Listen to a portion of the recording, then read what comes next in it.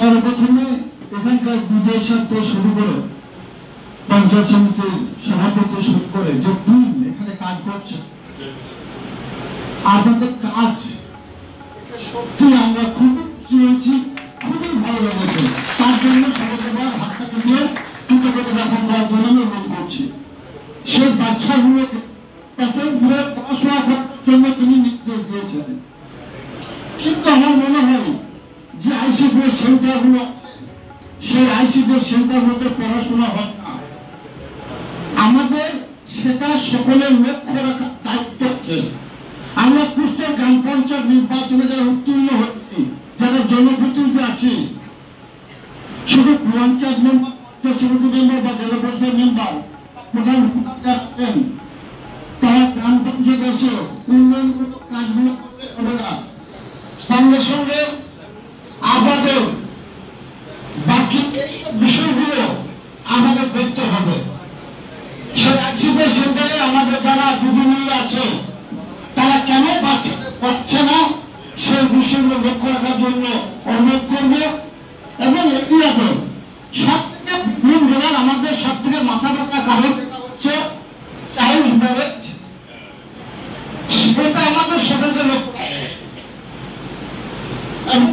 Pregnancy আমাদের নেই। আজকে আসতে পারবে বিশেষ কারণ বসতে তুমি এই বিষয়গুলো তুলে ধরো। এই দুটো বিষয় আমরা বিভিন্ন জায়গায় পিছিয়ে আছি। তার এখান থেকে আছেন কুষ্টিয়া গ্রাম পঞ্চায়েত নির্বাচন উপপ্রধান এবং সমস্ত আধিকারিক, তাদের সকলকে বলবো এই দুটো বিষয়ের উপর আমাদের দৃষ্টিপাত করার জন্য সকলকে বলবো।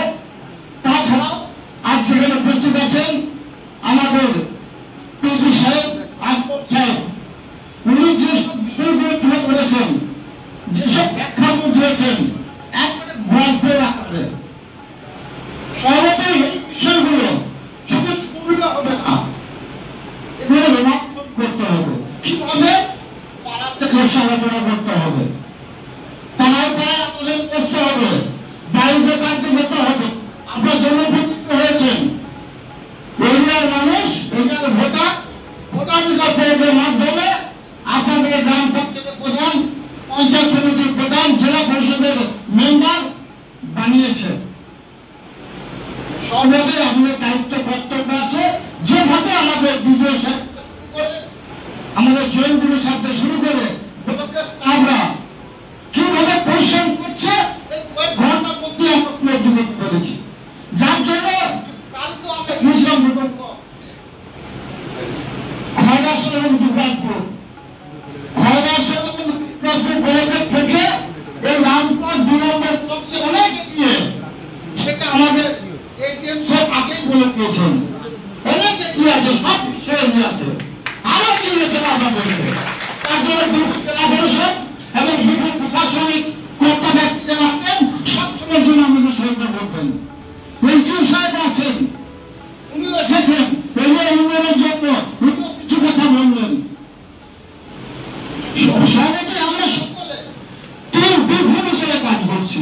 আজকে যে প্রশাসনিক বৈঠক, এই প্রশাসনিক বৈঠকে যে নেতৃত্বে আছেন ডিএম সাহেব, তার মস্তিষ্ক প্রস্তুত বীরভূম জেলার 19টা ব্লক আছে, 19টা ব্লকে প্রত্যেকটি ব্লককে ভিজিট করতে হবে। সেখানে কারা কারা যাবে, বীরভূম জেলার এডিএম আছে, জেলা পরিষদ থেকে শুরু করে এডিএম ডেভেলপমেন্ট, লোকাল এসডিও, আমাদের ডিপি সাহেব থেকে শুরু করে যেখানে এগ্রিকালচার আছে এগ্রিকালচার, প্রত্যেকটি ডিপার্টমেন্ট সেখানে উপস্থিত হবে। অর্থাৎ আমাদের মাননীয় মুখ্যমন্ত্রী মমতা বন্দ্যোপাধ্যায় তিনি যে ব্লক সরকার চালু করেছেন, সেই গ্রাম পঞ্চায়েতে পঞ্চায়েত সমিতির সকল স্টাফরা সেখানে উপস্থিত হন, মানুষ সেখানে পরিষেবা পেয়েছেন। তাই আমাদের জেলা প্রশাসনের ক্ষেত্রে ঠিক হয়েছে আমরা প্রত্যেকটি ব্লকে গিয়ে ভিজিট করব, প্রত্যেকটি ব্লকে গিয়ে তাদের যে কাজ কোথায় অগ্রগতি হয়েছে, কোন ব্লক পিছিয়ে আছে, কোন দিক পিছিয়ে আছে, কেন পিছিয়ে আছে, পিছিয়ে থাকার কারণগুলো আমরা পর্যালোচনা করবো।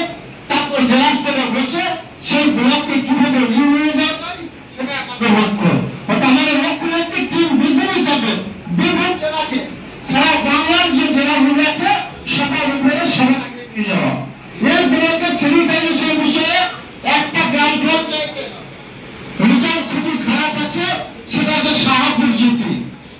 রান্নাটাকে ভাই হই এখানে যার দায়িত্ব আছেন আমার পঞ্চায়েত সমিতির সভাপতি আছেন ওনাকে বলবো সভাপতি পিতাকে ভালো করে হতে করুন।